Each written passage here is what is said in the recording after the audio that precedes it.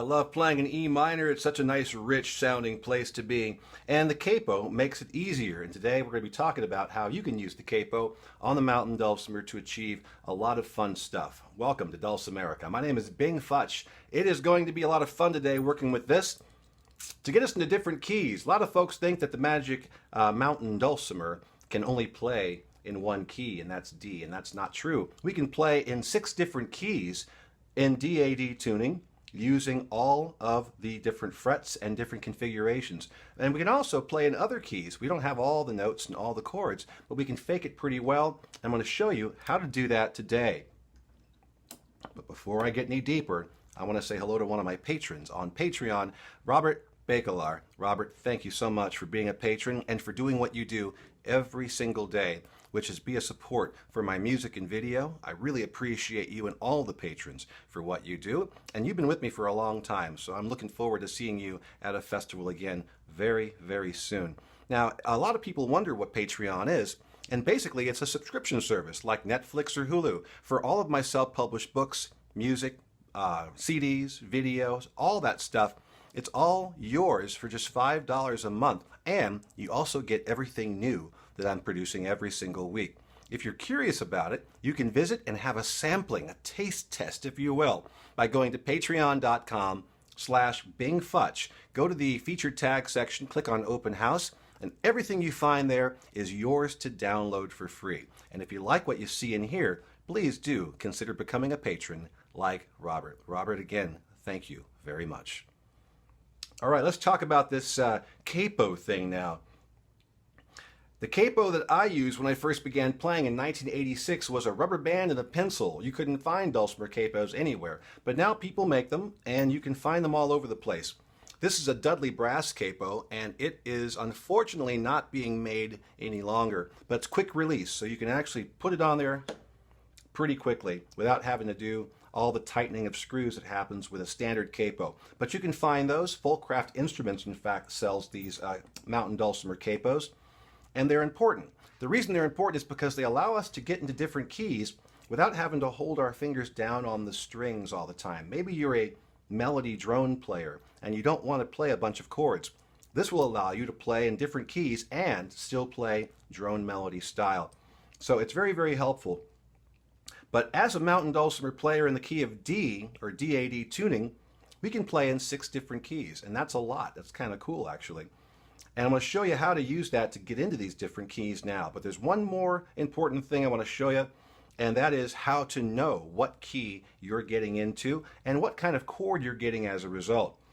This open tuning we've got here, DAD, a lot of people will use that as a D major chord, and they are correct. It can work as a D major chord. But remember that chords have 3 notes. There's a root, a third, and a fifth. With DAD, there are only 2 notes existing there. On the bass string and melody string we have D, and on the middle string we have A. A D major chord actually has 1 more note, and that's F sharp. That's the major third. If we wanted to play a D minor chord, we'd take the F sharp down a half step to F natural. D, F, A would be a D minor chord. As you can see here, however, with the open strum, there is no major third or minor third. What we call that is a root 5 chord, because all you have is the root of the chord and the fifth of the chord, which means you can use this open strum as both D major and D minor. And the same thing applies for every single bar position we do up and down the fretboard. Whether we bar at the 1st fret, that's an E5 chord. Because we're not playing E major or E minor, we're playing the root and we're playing the fifth of E, and that will work for both E major and E minor. Open strum would be a D5 chord. 3rd fret would be a G5 chord, so forth and so on. So that's something you can use. If you don't have a particular chord, you can just bar and use that. Also, I'm getting my root for the chord off of the bass string. So if I bar at the 4th fret, I look at whatever I'm playing on the bass string. In this case, that's A. So that's going to be an A5 chord. And you'll use this exact same technique when placing the capo. So there are a couple of other things to be thinking about when we are working with the capo. Because we're a diatonic scale, 7-note scale, we have a certain number of whole steps and half steps combined together. And what that does for us basically is it puts us in certain regions of the fretboard that will give us the notes we need for that particular key. Thinking modally now, if I were to put this capo at the 3rd fret, I would be in the key of G major. And the notes I would use here, I'd have to be very careful about what notes I play in order to stay within that key. When I put the capo at the 1st fret, that'll put me in the key of E minor. And because the notes and the spaces between frets are the way they are, then that's going to give me the notes of the E minor scale, and it's going to sound dark and minor like a minor key does. So let me show you some of the tricks right now, starting off with G. We'll put the capo here. Now I've got the quick release, so all I have to do is just put that lever down and it's all good. We're going to put the capo to the left of the fret as if we were going to put our fingers there. And if you've got not the Dudley capo, what you'll want to do is when that capo is being placed, take 3 fingers and apply equal pressure across the capo. And then when you feel like it's where it needs to be, give it a strum. If it sounds nice and clear, go ahead and use your hand to tighten up the screw against the fretboard. Make sure it doesn't go too tight. And then check it again. And if you have a nice clean sound, you're good to go. If you don't push down hard enough, you'll get this buzzing noise. So you want to push down a little bit harder. If you push down too hard, if you can hear that, the notes all pitched up. They went sharp a little bit because we're stretching the string more than we really should be doing there. So you don't want to push down too hard or you'll go sharp, and you don't want to push down too little or you'll get buzzing. Somewhere right in the middle, you'll have a nice tone there. Once you've got that nice tone, go ahead and play and make sure it sticks with you once your hands are off the capo, and then you are good to go. So checking what we have on the bass string at the 3rd fret, that's G. And so 3rd fret capo is going to give us the key of G. The key of G has 1 sharp, and that is F sharp. So if we play up the bass string and then up the middle string,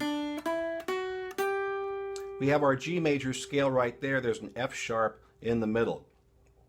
So in this case, as you're walking up and down the fretboard and going past the 6.5 fret, you want to make sure that you do not hit the 6.5 fret, because the notes that you'll find there, which will be C sharp on the bass string and melody string, and G sharp on the middle string, neither of those notes are in the G major scale. You can play them if you're being adventurous, but if you're trying to stay within the scale, you want to make sure that you avoid that fret. But you can play anywhere else with that G major as a foundation, and you can go anywhere else on the fretboard.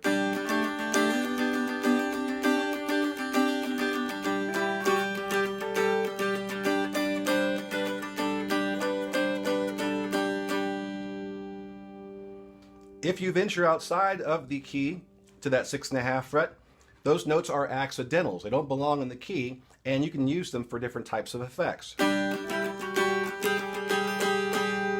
Some of them won't be so great. That G sharp right there is a minor second interval from the root of our scale, so it's going to give you dissonance. If you're looking for dissonance, that's perfect. If you're not, that's what's going to end up happening if you go to the 6.5 fret. C sharp is a bit more forgiving.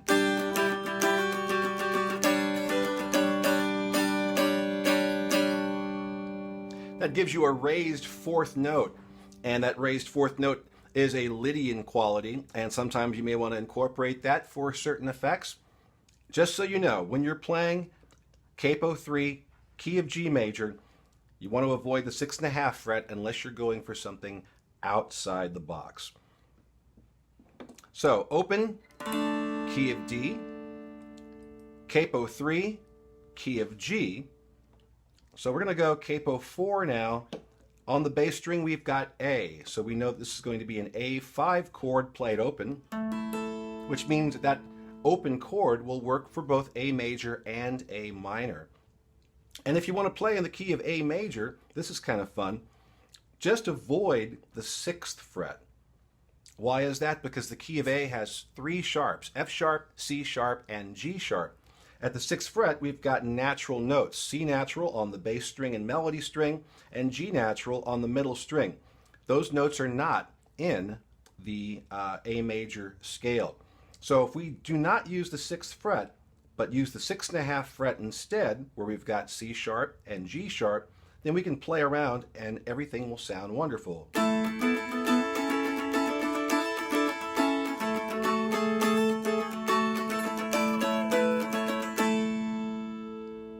But because we do have an extra half step there, we can flatten these notes, and that will put us in the key of A minor. So don't use the 6.5 fret, but do use the 6th fret, and now you've got something that sounds just a little bit different.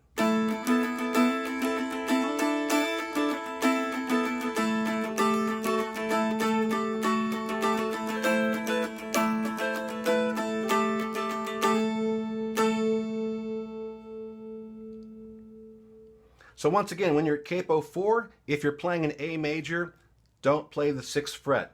If you are playing an A minor, then play the 6th fret and don't play the 6.5 fret.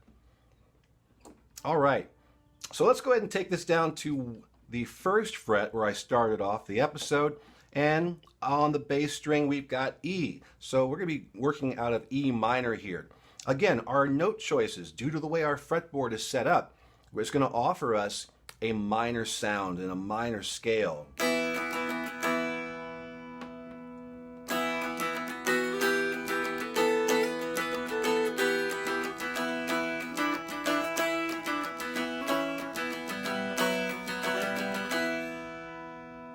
It's a nice low minor setting we've got there as well. So for those minor tunes that we play, like Reuben's Train, Cold Frosty Morning, Shady Grove, all those types of tunes, you could play them in the key of E minor or bring them up here and play them in the key of A minor. We've got 2 minor options available to us here that are really cool. There's one more spot here, and this can get dicey. Once again, based off of our diatonic fretboard, capoing at the 2nd fret technically is going to put us in a minor mode, but really we are getting into a diminished scale here, and we would call that a Locrian positioning. But F sharp minor is what we're looking at. But it's not a natural minor. It's not a minor that's going to be the same as somebody who has all the notes they're looking for. It's going to be a little off kilter, so you have to be a bit more careful as you're hunting and pecking around here, but it will definitely give you something that sounds very deep, dark, and Scottish.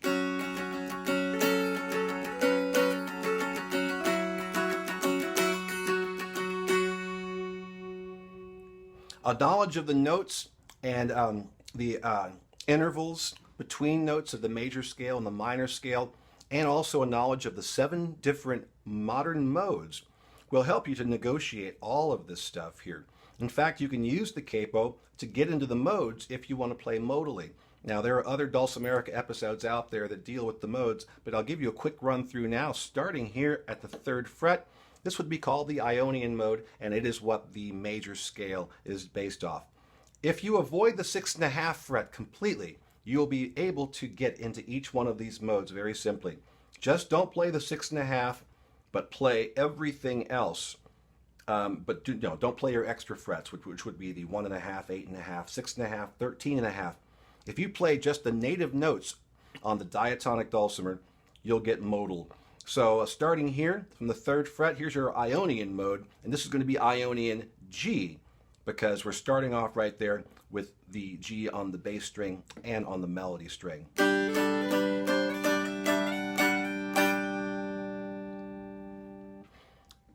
If I move the capo to the 4th fret, once again avoiding the 6.5 fret, I'll be in Dorian mode, and this will be key of A minor, because remember I said if you just play the 6th fret, capo 4, and avoid the 6.5 fret, you will have a minor. But to be specific, you will have a Dorian minor, which is a flat 3 and a flat 7 when you compare it to the major scale. The minor scale that we think of when we say minor with no additional words or descriptives has got a flat 3, a flat 6, and a flat 7. So 3 notes are flattened from the major scale. So even if you're playing an A minor, you're still going to have a raised 6th note that doesn't belong. So you want to make sure that when you're in these modes that you know that, so that when you do get clashes, you understand exactly what's happening. Here is the Dorian mode, again avoiding the 6th fret.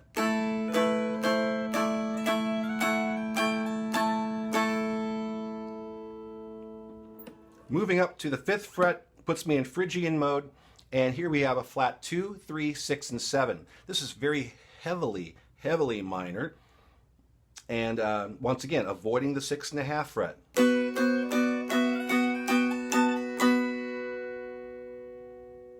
And by the way, that would be the key of B minor Phrygian. I can go ahead and move this up now to the 6th fret. That's going to put me in the Lydian mode, which has a raised 4th note.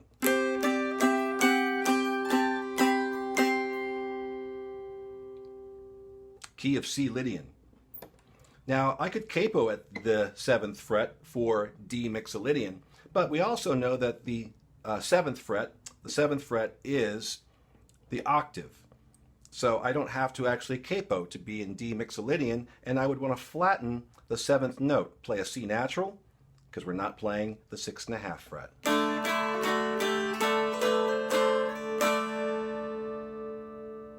Key of D Mixolydian. At the 1st fret, we are now in the Aeolian mode, and we're in the key of E minor Aeolian, again not using the 6.5 fret.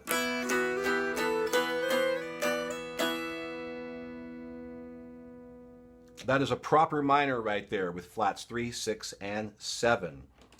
And then finally, we get there to the Locrian mode, and this is going to be the key of F sharp minor, technically, since our 3rd note of the scale is flattened, but every note here is flat except for the 1st note and the 4th note. So it sounds really, really possessed.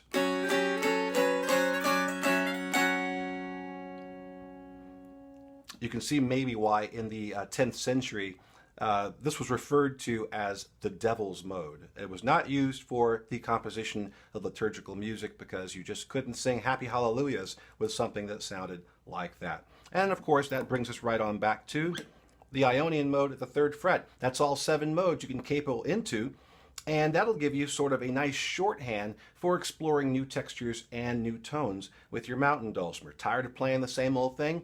Get into one of these different modes, avoid the 6.5 fret, and play, and you'll find all kinds of fun going on.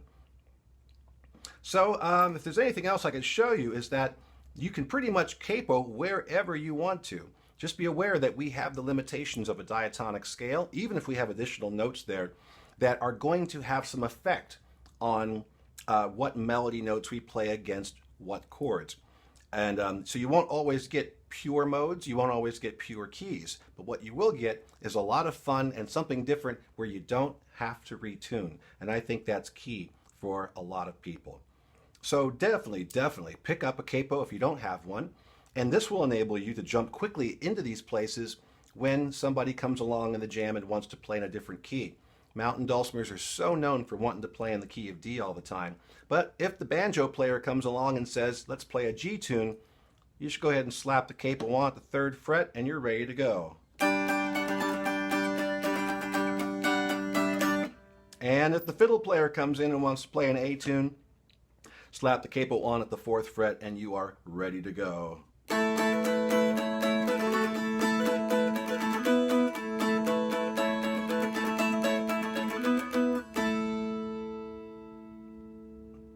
And if the group is tired of playing in D and they want to go to E minor, well, here you go. Capo 1, that's going to put you in the key of E minor.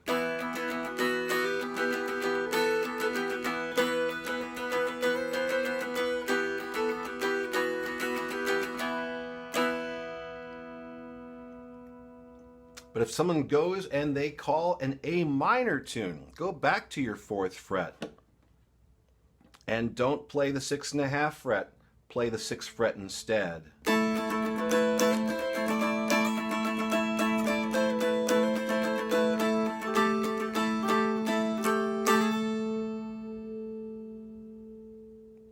Those are going to be your most common usages for the capo, and there will be other usages if you decide to get brave and explore the modes or try some stuff of your own. So the capo is your friend. Pick one up, explore with it, and enjoy. And if you don't have a capo, you can still use your fingers to bar all the way across the strings and change your chords as you move your melody around.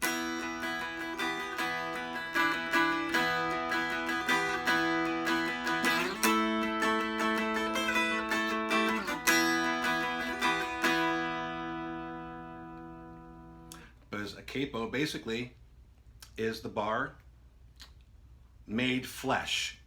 Wow, that's kind of fun and profound, isn't it? So I hope this has been helpful, and I hope it sheds a light on what you can do with the capo, and I hope you get to explore a bit with your dulcimer and discover all of the cool places it can take you, because it is, after all, a big wooden magic carpet. Thanks again, everybody, for watching. We will see you next time. Where should I go now? Somewhere. Let's capo at the 1.5 fret.